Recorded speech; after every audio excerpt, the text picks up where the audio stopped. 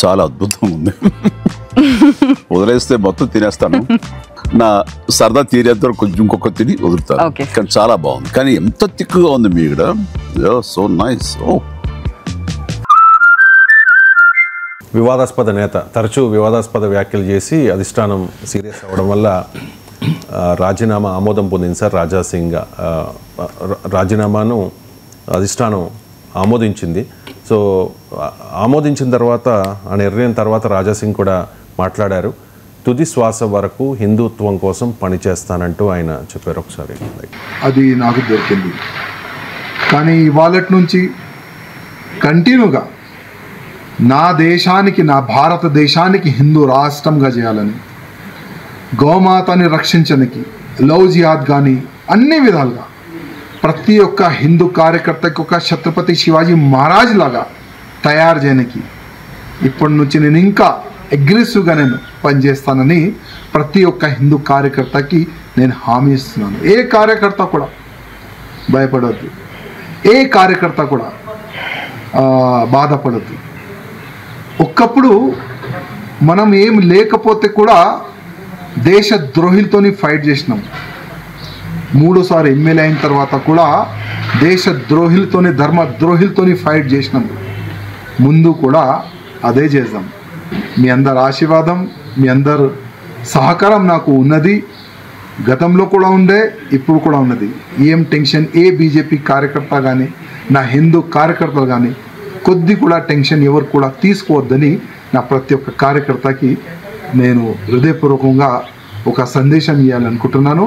ప్రతి ఒక్క బీజేపీ కార్యకర్త సార్, నికార్సైన హిందుత్వవాది రాజాసింగ్, మరి రాజాసింగ్ రాజీనామా చేస్తున్నప్పుడు కనీసం వారించే ప్రయత్నం చేయలేదు, బుజ్జగించే ప్రయత్నం చేయలేదు. ఏంటి సార్ భారతీయ జనతా పార్టీ ధీమా? మేము ఖచ్చితంగా 2028లో అధికారంలోకి వస్తామని భారతీయ జనతా పార్టీ నాయకులు చెప్తూ ఉన్నారు.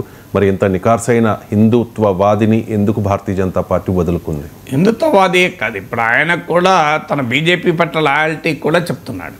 నేను బీజేపీని వ్యతిరేకిస్తూ ఏం మాట్లాడలేదు. అందువల్ల ఆయన బీజేపీకి వ్యతిరేకంగా లేడు, హిందుత్వకు వ్యతిరేకంగా లేడు. ఆయన వ్యతిరేకించిందల్లా పార్టీలో ఉన్న కొద్దిమంది నాయకుల్ని.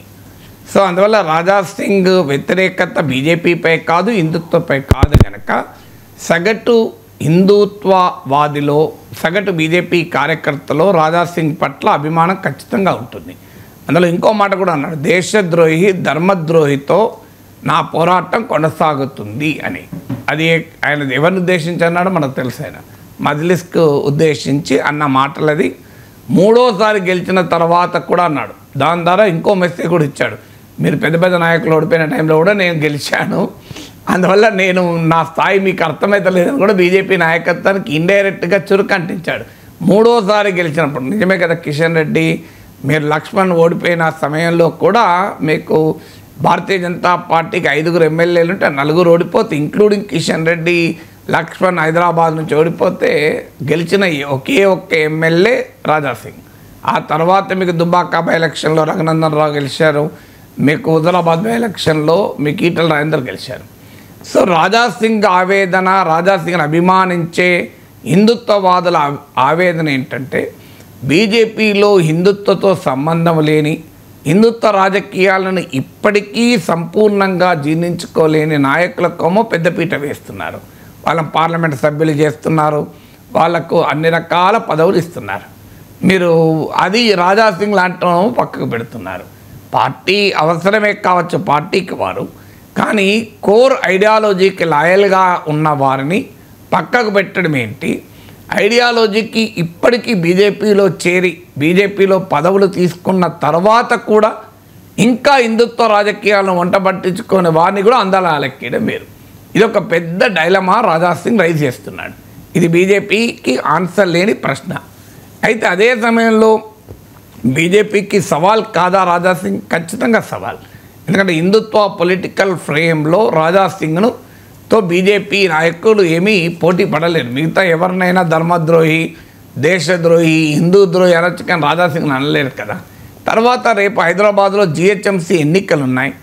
ఈ ఎన్నికలలోగా మీకు జూబ్లీ హిల్స్ బై ఎలక్షన్తో పాటు ఒకవేళ రాజాసింగ్ ఎమ్మెల్యేగా కనుక సభ్యత్వాన్ని కోల్పోతే, ఇప్పుడు మీరు ఎమ్మెల్యేగా కూడా స్పీకర్ ఫార్మాట్లో రిజిగ్నేషన్ ఇవ్వండి అని పార్టీ అధిష్టానం సూచించినట్టు కూడా ఇలా పేపర్లో వచ్చింది. అదే కాకుండా డిస్క్వాలిఫికేషన్ మోషన్ కూడా మూవ్ చేస్తారు అని కూడా వచ్చింది. అలాంటప్పుడు ఆయన ఎమ్మెల్యే కనుక కోల్పోతే గోషామాల్లో కూడా బై ఎలక్షన్ వస్తుంది. గోషామాల్లో బీజేపీ రాజాసింగ్ కూడా ఫేస్ చేయాల్సి వస్తే రాజాసింగ్ ఇండిపెండెంట్గానే పోటీ చేస్తాడు. సో అందువల్ల జిహెచ్ఎంసీ ఎన్నికల్లో రాజాసింగ్ ఎఫెక్ట్ కూడా ఉంటుంది. అయినా కూడా మరి రాజాసింగ్ను పోతున్నా బుజ్జగించలేదన్నది మీ ప్రశ్న. బుజ్జగించకపోవడం అనేది కాదు, ఆ ప్రయత్నాలన్నీ గత ఎపిసోడ్లలో జరిగాయి. ఇప్పుడు ఈ లేటెస్ట్ ఎపిసోడ్లో జరగకపోవచ్చు, ఎందుకంటే ఆ బియాండ్ పాయింట్ వచ్చేసింది. బియాండ్ పాయింట్ వచ్చాక ఇర్రివర్సిబుల్ పొజిషన్ అంటారే, ఇక రాజాసింగ్ను భరించలేము అనే స్థాయికి బీజేపీ వచ్చేసింది. ఎందుకంటే ఆయన నడప ఆయన ఒక్కసారి కాదు కదా, అనేకసార్లు స్టేట్మెంట్లు ఎమ్మెల్సీ అభ్యర్థి విషయంలో ఆయన పార్టీకి భిన్నంగా మాట్లాడాడు. అలాగే మీకు జిల్లా అధ్యక్షుని ఎంపిక విషయంలో కూడా భిన్నంగా మాట్లాడాడు. సో ఆయన బీజేపీ నాయకత్వం పైన తిరుగుబాటు చేయబట్టి చాలా రోజులైంది, చాలా ఎపిసోడ్లు జరిగాయి. ఇది ఫైనల్ క్లైమాక్స్ ఎపిసోడ్లో ఆయన సస్పెండ్ చేసింది పార్టీ. జాతీయ నాయకత్వం కూడా దాన్ని అంగీకరించారు. ఒక దశలో ఆయన చేసిన వివాదాస్పద వ్యాఖ్యలు పార్టీకి ఇబ్బంది అయి పార్టీ నుంచి తాత్కాలికంగా సస్పెండ్ చేసి మళ్ళీ పార్టీలో కూడా తీసుకున్నారు.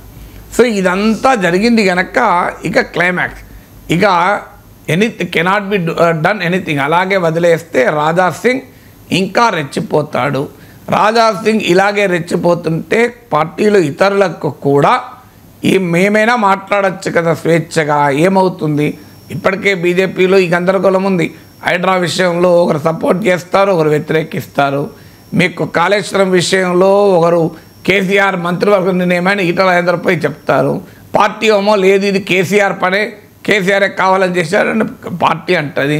సో అనేక అంశాలపైన పార్టీలోనే మీకు ఈ భిన్నాభిప్రాయాలు వ్యక్తమవుతూనే ఉన్నాయి.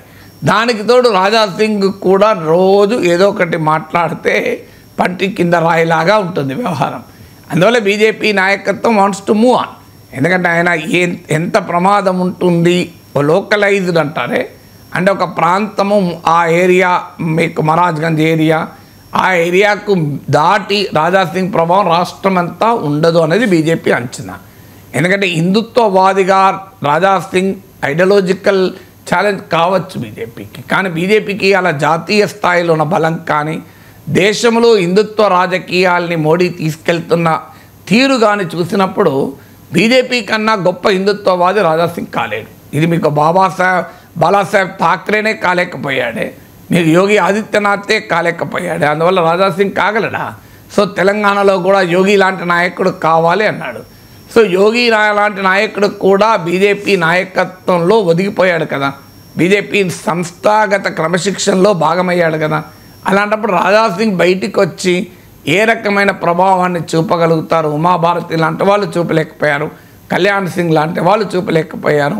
ఉమాభారతి మీకు కళ్యాణ్ సింగ్ అయితే మామూలు నాయకులు కాదు కదా. మీకు అయోధ్య రామ మందిర ఉద్యమ సమయంలో కళ్యాణ్ సింగ్ ఉత్తరప్రదేశ్ ముఖ్యమంత్రి, మీకు యడియూరప్ప కూడా బయటకు వచ్చి మళ్ళీ రావాల్సి వచ్చింది, అయినా ఏమీ చేయలేకపోయాడు, కొంత పేరుకు నష్టం చేశాడు మాత్రమే. సో ఇలాంటి ఉమాభారతి కళ్యాణ్ సింగ్ లాంటి పవర్ఫుల్ హిందుత్వవాదుల దాడి నుంచి కూడా బీజేపీ నిలబడగలిగింది.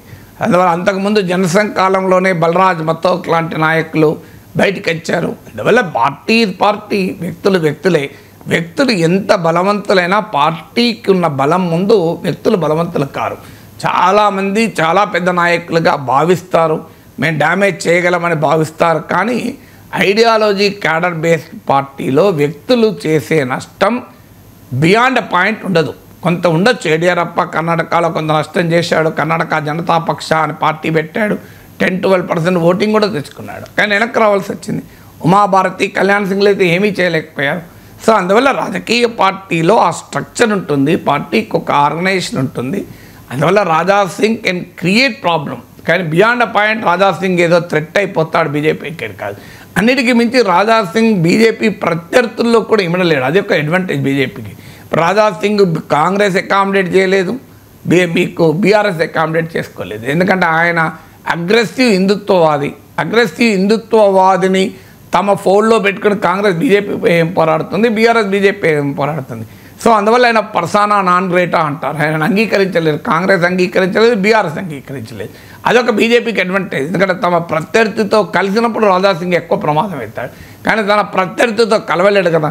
మీకు ఉమాభారతి కళ్యాణ్ సింగ్లు కూడా అదే ప్రాబ్లం, కలవలేకపోయారు ప్రత్యర్థులతో కలవలేనప్పుడు, సొంతగా అంత ప్రభావం చూపలేనప్పుడు బీజేపీకి అదొక పెద్ద ఛాలెంజ్గా ఉంటుందని అనుకోను. లోకల్గా మాత్రం కొంత ఇంపాక్ట్ అయితే ఉంటుంది. అది ఆ ఇంపాక్ట్ సిద్ధపడే రాజాసింగ్ను వదులుకోవడానికి బీజేపీ రెడీ అయింది.